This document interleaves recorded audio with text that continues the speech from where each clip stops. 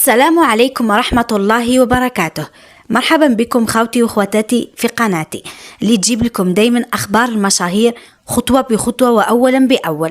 اليوم نحكي على موضوع قلب مواقع التواصل الاجتماعي في الجزائر بعد موجة الجدل والانتقادات اللي غمرت الانترنت بسبب صور وفيديوهات سامية الشاوية اليوتيوبر المعروفة بالهدوء والحياة. قررت أخيرا تكسر الصمت وتواجه الكل بكلام صريح وصادم. سامية خرجت في فيديو جديد قالت فيه أنها ما نحيتش الحجاب تحدي لحد ولا بحثا على الشهرة، لكنها كانت تمر بمرحلة حساسة وصعيبة بزاف، ويمكن لو جاتها ظروف خدمة معينة تكتفي بقبعة بدل الحجاب.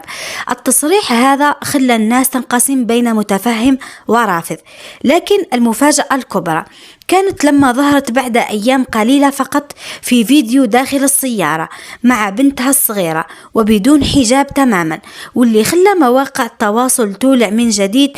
سامية ما سكتتش وردت مرة أخرى وقالت الناس حكمت عليا قبل ما تفهم، راني نمر بظروف ما يعلم بها غير ربي سبحانه، وما حبيتش يكون القرار تحت الضغط، وما كنتش نديرها باش نرضي الناس ولا نغضب ربي، النية بيني وبين خالقي.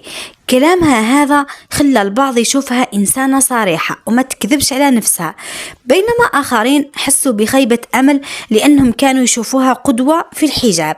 الصفحات الإخبارية نشرت العنوان سامية الشاوية ترد على الجدل وتكشف نزع الحجاب ماشي تحدي بل ضرورة مؤقتة. وفي ختام كلامها قالت سامية جملة أثرت في الكثير: مانيش ضد الحجاب وندمت غير على الطريقة اللي خلات الناس يحكموا عليا بلا ما يعرفوني. وهنا السؤال المطروح: هل فعلا سامية ضحية ضغط الظروف ولا القرار كان تمهيد لتغيير كامل في مسارها؟ شاركونا آراءكم في التعليقات، وما تنسوش الاشتراك في القناة وتفعيل الجرس باش يوصلكم كل جديد حول أخبار المشاهير.